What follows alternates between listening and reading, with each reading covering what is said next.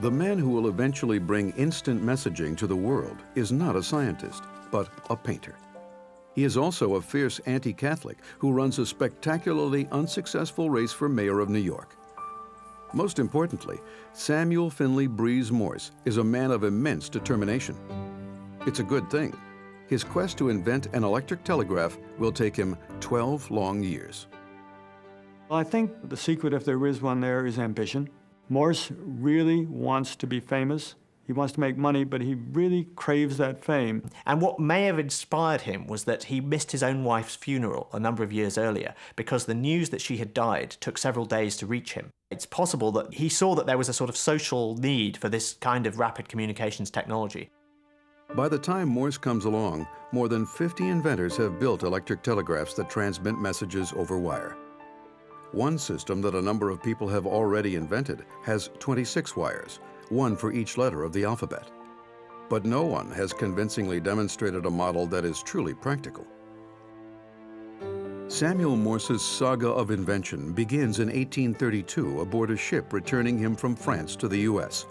A fellow passenger explains how electricity can travel instantly down a wire, and a fire is lit in Morse's soul.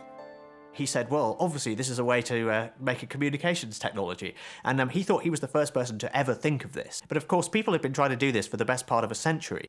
The good thing is that Morse didn't know that. Had he known that, he might have given up straight away. But he was a very stubborn character. And it was really his stubbornness that meant that he succeeded where everyone else failed. Morse paces the decks of the ship and begins to fill a notebook with ideas.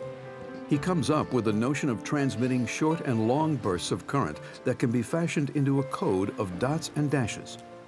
Back in the US, he lands a low-paying job as an art professor at New York University, but spends most of the next few years trying to build his telegraph. Morse is really an unlikely telegraph inventor, one would think. He has basically no technical scientific training. And rumour has it that occasionally, if it was a toss-up between buying some food or buying some equipment to continue with his experiments, he would go without the food and continue with his telegraphic development.